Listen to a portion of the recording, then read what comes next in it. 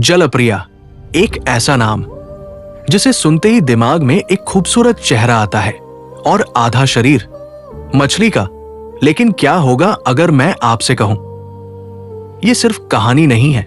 दुनिया के अलग अलग हिस्सों से लोगों ने दावा किया है कि उन्होंने जलप्रियों को अपनी आंखों से देखा है।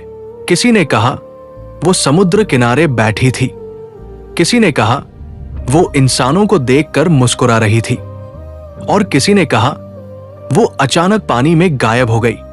इतना ही नहीं, एक शहर में तो सरकार ने इनाम तक घोषित कर दिया। जो भी जलपरी का सबूत लाएगा उसे लाखों मिलेंगे।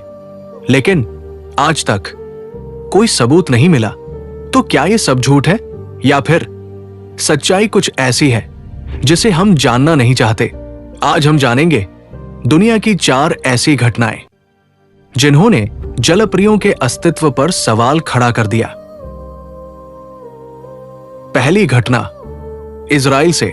साल 2009, जगह इजराइल का एक छोटा सा समुद्री शहर। शाम का समय था।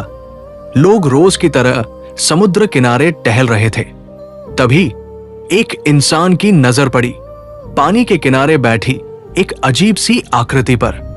पहले उसे लगा कोई लड़की है, लेकिन जैसे ही वो पास गया उसने देखा उसका नीचे का हिस्सा मछली जैसा था, और इससे पहले कि वो कुछ समझ पाता वो चीज पानी में गायब हो गई। ये सिर्फ एक व्यक्ति की कहानी नहीं थी। अगले कुछ हफ्तों में दर्जनों लोगों ने वही चीज देखने का दावा किया। कोई कहता वो चट्टान पर बैठी थी, कोई कहता वो इंसानों को देखकर मुस्कुरा रही थी, कोई कहता वो पानी में कूदते ही गायब हो जाती थी। इतना ही नहीं, सरकार ने तो यहां तक घोषणा कर दी, जो भी इस जलपरी का सबूत लाएगा उसे इनाम मिलेगा।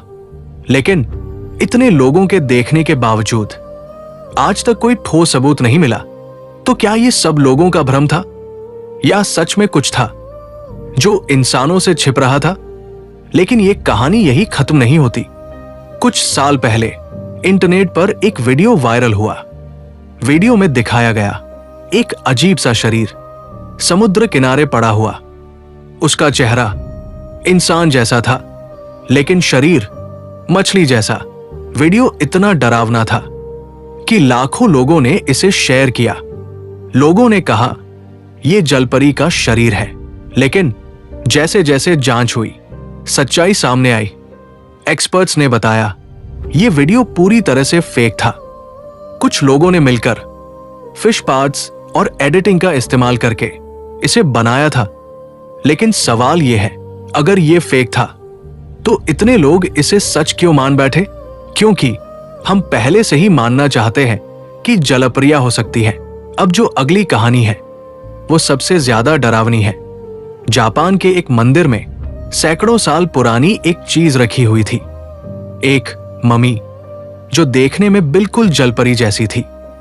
ऊपर का हिस्सा इंसान जैसा, नीचे का हिस्सा मछली जैसा।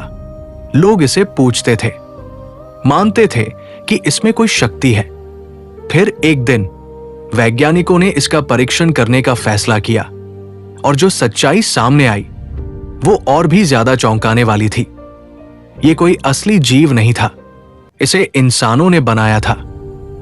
मछली के हिस्से, जानवरों की हड्डियां और कृत्रिम चीजें जोड़कर।